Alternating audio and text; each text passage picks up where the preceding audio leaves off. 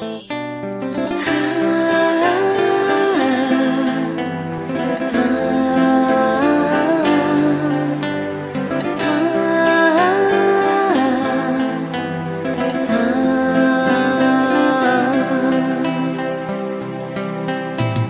al Padre nos encontramos a discernir los tiempos de hoy, y en Jesucristo nos afianzamos con el Espíritu en la misión. 50 años peregrinando van las ovejas tras su pastor. En torno a Cristo nos encontramos, tiempo de gracia desde el altar. Misioneros todos de Cristo, fieles discípulos del Señor, las piedras vivas. Buenas tardes, mis buenos hermanos, un placer entrar otra vez a sus hogares en esta ocasión, siempre preguntándole a San Pedro, el maestro de la fe, en este año de la fe, sobre su relación con Cristo, cómo llegó él a ser discípulo, cómo se sintió cuando fue llamado al pastoreo. Estamos en la recta final del año litúrgico. Los acentos que pone la liturgia en la celebración de la palabra son justamente el llamado a la vigilancia, a la atención y a tomar conciencia de que hay cielos nuevos y tierra nueva que se está gestando, y que hay una transformación en el proceso de humanización de la misma humanidad, y que se habla en términos apocalípticos, la eclosión de todo el universo, la convulsión de los astros, de los planetas. ¿Qué dice la Iglesia de estas cosas que sobre todo en sectas cristianas apocalípticas se le da mucha importancia? Creo que a la luz de esta reflexión que anualmente la Iglesia nos propone por estas épocas, cuando cerramos un año y nos abrimos a otro, ha llegado el momento de dirigir a Pedro una pregunta que desde hace mucho tiempo me anda rondando por la cabeza y hasta ahora solo he formulado someramente en algunos puntos de lo que venimos platicando. Y es la pregunta sobre el tiempo. Sobre todo en este momento en que la historia patria está conociendo una nueva definición de su democracia a través de las votaciones, la elección de concejales y de alcaldes, y con todo la desazón que mucha gente siente en su corazón ante estos actos electoreros. ¿Qué papel juega todo esto en la historia de Nicaragua? ¿Qué papel juega Nicaragua en el concierto de las naciones? ¿Cómo nuestros dolores por gestar una patria que sea patria para todos se conjuga con esta visión de eternidad? A Pedro le he hecho esta pregunta en repetidas ocasiones leyendo sus cartas. ¿Qué piensas, Pedro, del tiempo? Puede parecer una disquisición filosófica, una elucubración simplemente, hasta un poco distante de las preguntas que he planteado sobre la salud de la nación. Pero creo que existen al menos dos razones que me impulsan a plantear nuestros problemas desde esta angulatura. Ante todo, una razón personal. Uno siente que a medida que va avanzando en edad, el tiempo se hace breve.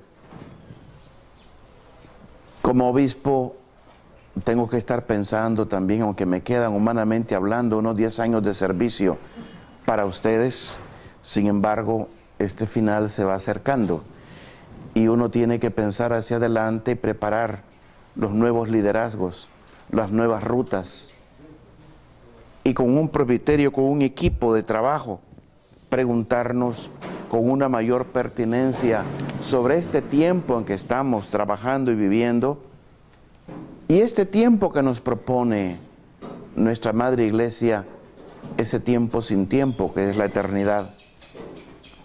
Relación en cierto modo similar a la que existe entre la realidad categorial, lo pasajero, y las realidades trascendentales, en la que es necesario asumir una sabiduría del corazón para vivir en el hoy, pero viviendo ya en esos cielos nuevos y la tierra nueva, lo que llamamos el tiempo eterno. Hay otra razón más pasajera, y es redescubrir el pensamiento de un gran hombre de iglesia, el sacerdote Teilhard de Chardin, que murió en la Pascua del año de 1955. Ahora que estamos pensando lo que pasó 50 años atrás en la inauguración del Concilio Vaticano II, y a raíz de eso se proclama el Año de la Fe, hay que también meterse en las ideas dominantes de aquella época, cuando Juan XXIII llamó a un nuevo concilio en la iglesia. Conviene redescubrir los caminos del hombre, del pensamiento humano, sobre la historia de los mismos hombres, y creo que Teilhard de Chardin es un buen punto de referencia, un hombre de evangelio, un hombre de fe. Hay un libro escrito sobre él, El pensamiento religioso de Teilhard de Chardin, del padre Henri de Lubeck, muy hermoso. Como hay otros textos también de otros sacerdotes que han estudiado muy a fondo el pensamiento de Teilhard, por ejemplo, El profeta de un Cristo más grande, del padre Martelet. A la luz de estos pensamientos que animaron en la génesis del Concilio Vaticano II, en este año de la fe, me está impulsando a profundizar el tema en relación con Pedro, que habla de ello bastante a menudo, como sucede por otro lado con todo el Nuevo Testamento, que desarrolla frecuentemente este tema, la relación entre lo contingente, lo categorial y las realidades trascendentales. Cristo ayer, hoy y siempre, que es nuestra realidad fundamental. Sí hay muchos artículos que se han escrito, artículos extraordinarios sobre este argumento, por ejemplo, del gran exégeta Heinrich Schlier, exégeta protestante que después se convirtió al catolicismo. Pero bien, dejemos de citar autores y tratemos de responder pues a la pregunta: ¿qué piensas, Pedro, del tiempo? Del tiempo pasado, del tiempo presente tuyo, del tiempo futuro, porque al tiempo futuro está vinculada nuestra esperanza. ¿Esperanza en qué? ¿Sobre qué base? ¿Para cuándo? Pedro, ¿cuál es tu escatología? Para aquellas personas que no dominan ese término, escatología se refiere a las realidades finales de la historia humana. He tratado de articular esta cuestión fundamental en otros 5 interrogantes sucesivos. Y quiero comenzar así. ¿Cómo eran los primeros tiempos, cuando tú, Pedro, y tus compañeros eran tan solo unos pocos discípulos entusiastas y Jesús estaba en medio de ustedes, Pedro? ¿Eran, y la pregunta puede parecer un poco superficial, eran mejores o peores que los tiempos que hoy vivimos en la iglesia? Pedro nos recordará ante todo que siempre tendemos a considerar que cualquier tiempo pasado fue mejor. Esto ha sucedido siempre. Ya lo dice el libro del Eclesiastés. No digas cómo es posible que el pasado sea mejor que el presente, pues no es de sabios preguntar por ello, dice Eclesiastés capítulo 7, verso 10. Dejemos hablar a Pedro. ¿Qué nos dice Pedro? Yo personalmente pienso que cada día es más hermoso que el anterior. Ciertamente al principio estábamos llenos de entusiasmo, nos maravillaba y nos encantaba la familiaridad con Jesús, a la que en cierto modo nos estábamos acostumbrando. Pero tengo que confesar que había entre nosotros distancias, frialdad, resistencias, hasta la traición.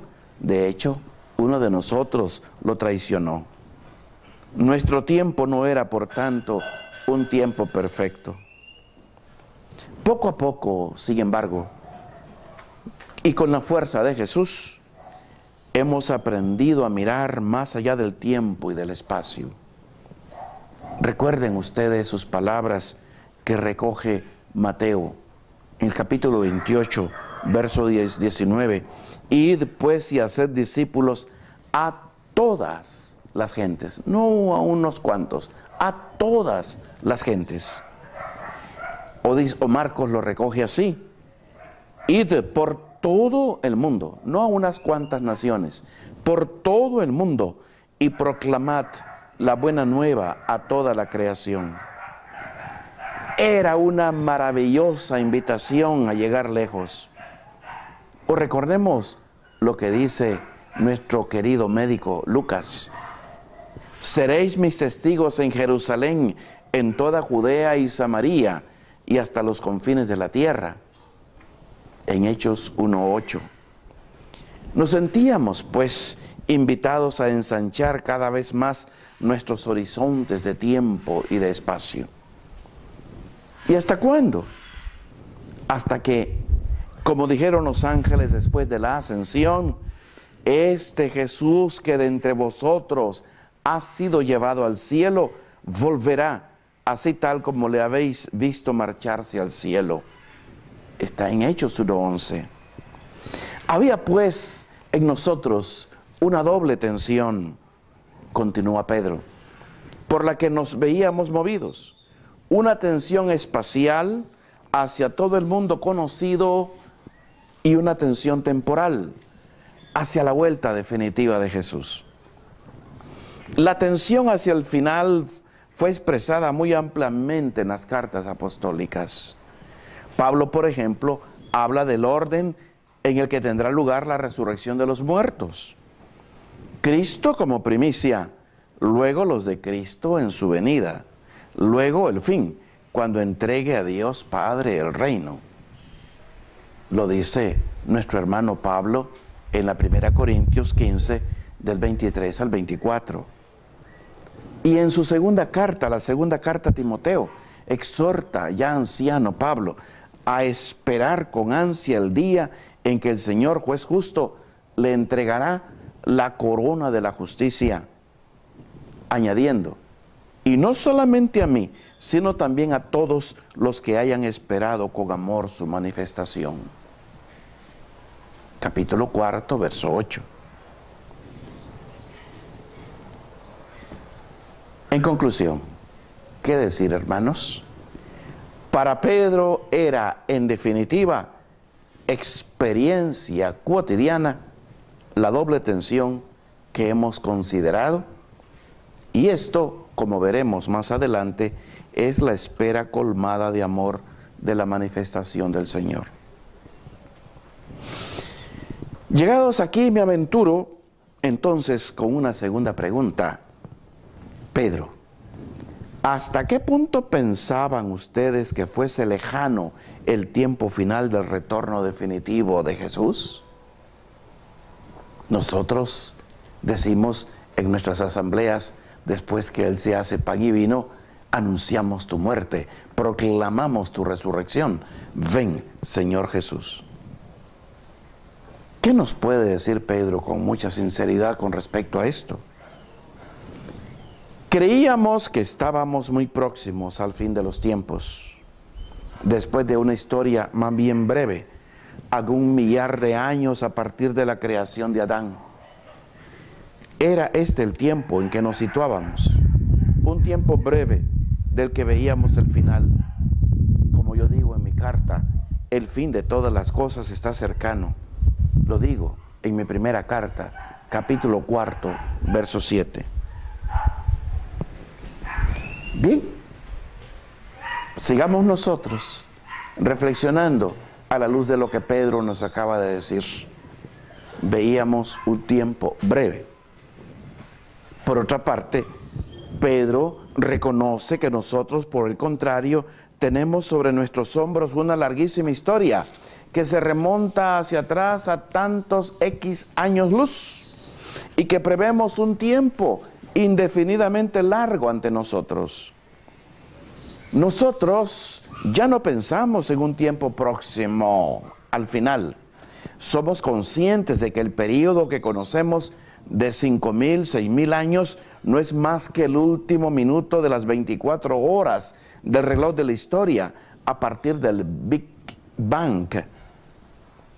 Mantenemos, es verdad, una cierta conciencia de estar en los últimos tiempos, pero es una conciencia muy vaga.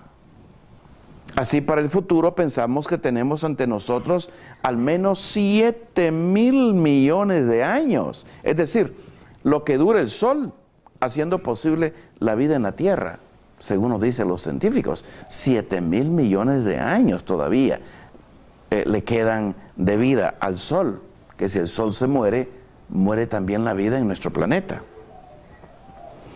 Así es como se ha ensanchado nuestra visión del tiempo respecto a la de Pedro.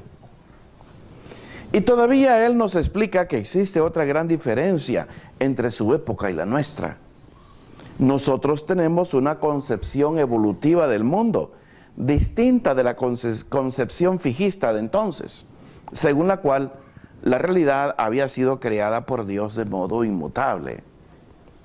Una ley, advertimos, a la que obedecían también los estados de vida de las personas.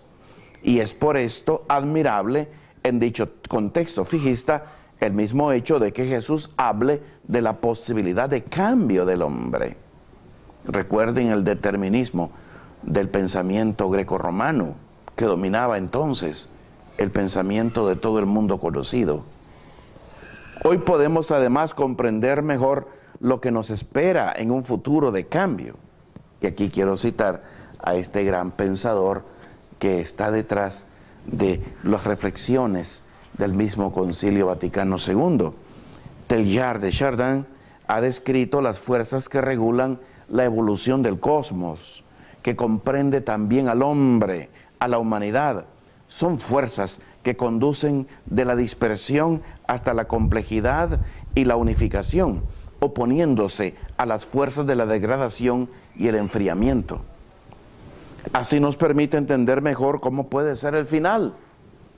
Él nos habla de una humanidad renovada, perfectamente transparente en sí misma, convertida en una sola cosa con Dios. Y Teilhard pues recoge el pensamiento de San Pablo. Si hay un teólogo que dominó justamente el Concilio Vaticano II fue Pablo.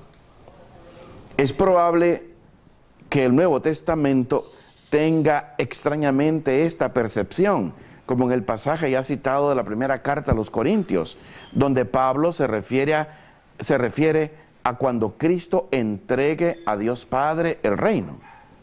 Sin embargo, antes se habla más bien de persecuciones, de pequeño grupo, de dispersión de los cristianos. Basta pensar en Apocalipsis, libro que nuestra Madre Iglesia nos convida a tomar en las manos en esta recta final del año litúrgico. Y leyendo el Apocalipsis, uno se pregunta si todavía habrá fe en la tierra. Eran pues muy particulares los modos de percibir el fin del tiempo. Bien, sigamos adelante.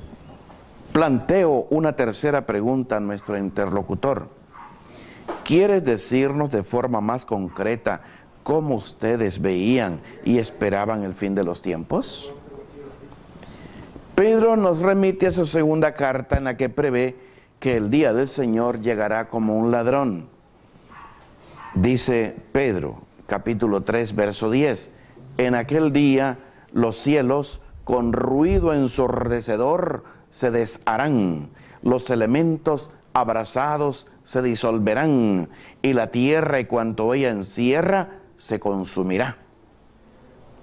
Después de esto esperábamos, dice, según su promesa, nuevos cielos y nueva tierra en los que habite la justicia. Y vivíamos de esta espera, considerábamos inminente este acontecimiento cercano.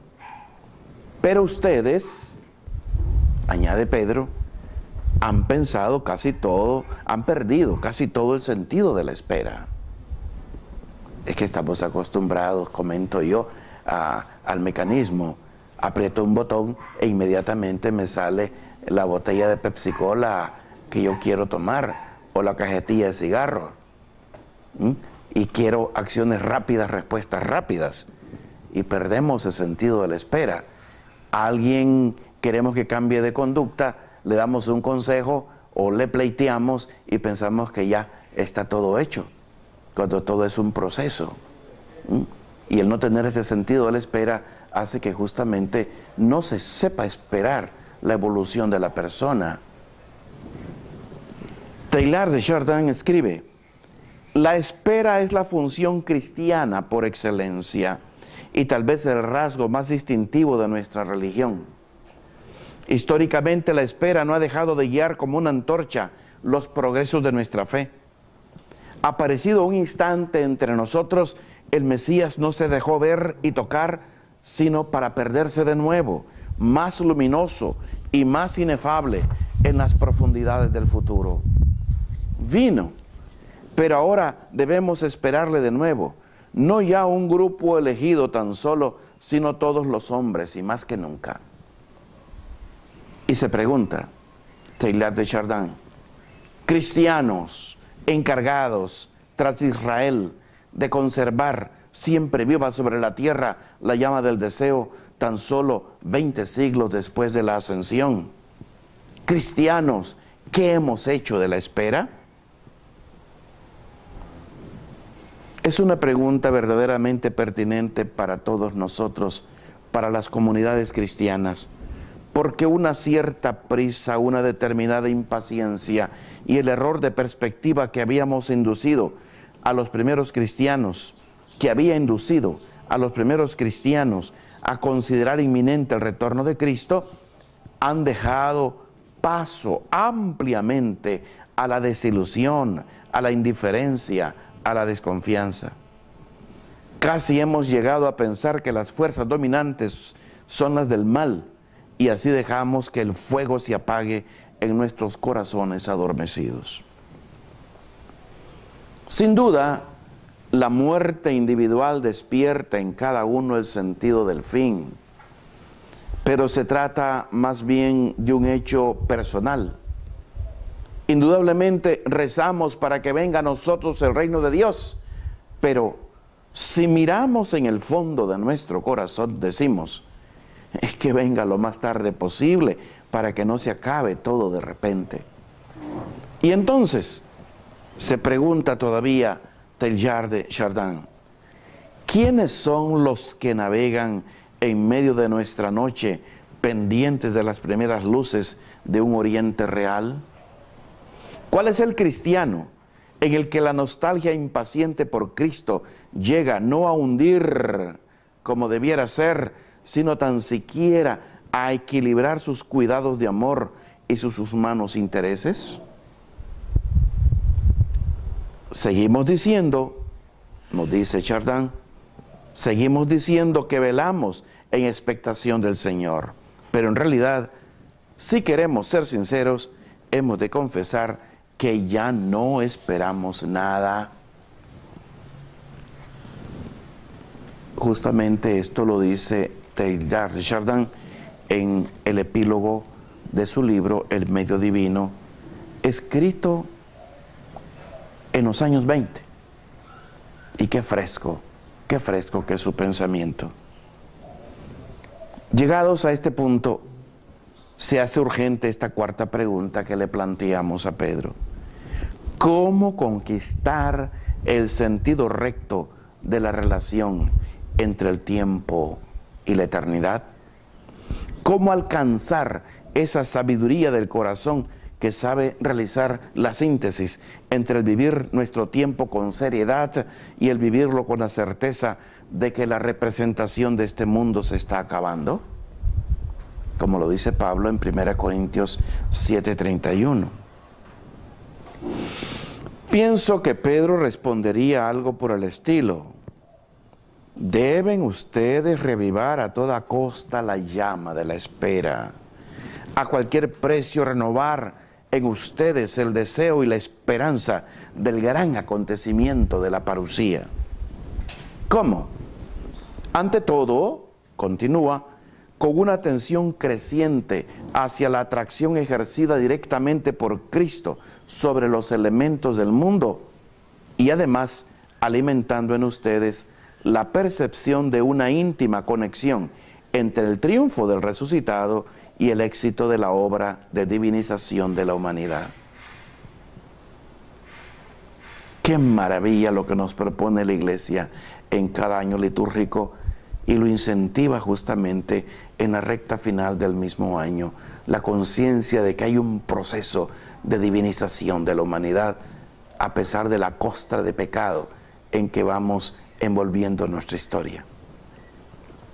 De hecho, solo poniendo la mirada en esta obra completa es como podemos desear el momento en el que la humanidad será divinizada, reunificada y una sola cosa en Jesús para ser una sola cosa con el Padre. Este es el tiempo de Dios, este es el fin de los tiempos. Debemos pues enfrentarnos en esperanza y abrir a esta nuestro corazón. Pero bien, hermanitos, confiemos a Pedro una última pregunta. ¿Qué paso espiritual debemos dar en la perspectiva de la fe? ¿Con qué mirada contemplar el final, el tiempo final, de manera recta? Y me gusta imaginar que su respuesta podría ser no muy distinta de esa que en tiempos muy recientes nos ha propuesto otro gran pensador, Blaise Pascal. Para comprender la relevancia de la fe en orden a la percepción del sentido de la historia que va hacia el final y que por tanto es ya caduca a los ojos de Dios, es necesario reencontrar el coraje, la audacia de contraponer al orden de la cantidad, que ya en tiempos de Pedro podía parecer inmensamente grande, contraponer al orden de la cantidad la superioridad del orden de la cualidad o del pensamiento, en el que también una pequeña grandeza supera la inmensidad de cualquier cantidad mesurable. Decía Pascal: por el espacio el universo me abarca y me absorbe como un punto. Por el pensamiento soy yo quien lo abarca.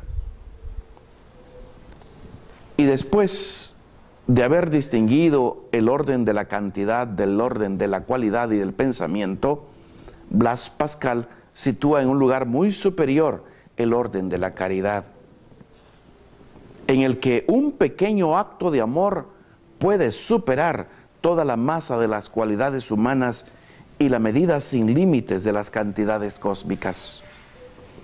Así lo afirma en uno de sus pensamientos: la distancia infinita que separa los cuerpos de los entendimientos figura la distancia infinitamente más infinita de los entendimientos respecto a la caridad, porque la caridad es sobrenatural. Es el pensamiento 829 de su libro Pensamientos, Ediciones Planeta, Barcelona, 1986. Está claro que con lo que descubrimos, con los descubrimientos contemporáneos, el marco de la amplitud del tiempo y del espacio se ha hecho vastísimo. Se hablan, como ustedes bien saben, no de un universo, sino de muchos universos, de un espacio sin límites, de tiempos pasados y futuros, de los que no se puede prever nada. Tenemos ante nosotros una serie indefinida de años luz, con todo eso que la evolución continuamente propuesta produzca. Todo será en devenir y no logramos prever hacia dónde y hasta dónde nos conducirá este devenir. Sabemos tan solo que estamos en un cierto punto del devenir histórico del mundo y de la humanidad. Pero no podemos conocer dónde llegará la humanidad dentro de 1.000 millones de años. Ciertamente habrá grandes cambios, también en la iglesia. Tal vez la iglesia haya vivido en 2000 años tan solo el primer instante de su vida. Ciertamente tendrán lugar grandes cambios en la sociedad. Y todo esto en un universo dilatado, sin límites, en el que casi se podría sentir la tentación de afirmar que la pequeña voz de un profeta de Galilea muerto en un patíbulo hace 2000 años puede parecer un grito perdido en la inmensidad del espacio y del tiempo. Una cantidad insignificante, como decía Pascal, que no se puede comparar con las dimensiones ilimitadas del cosmos y del espacio.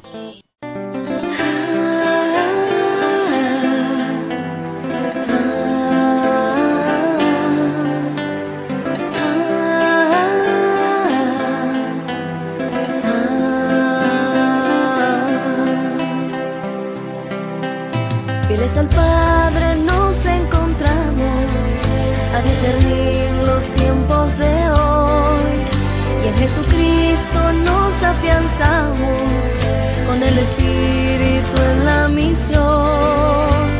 50 años peregrinando van las ovejas tras su pastor.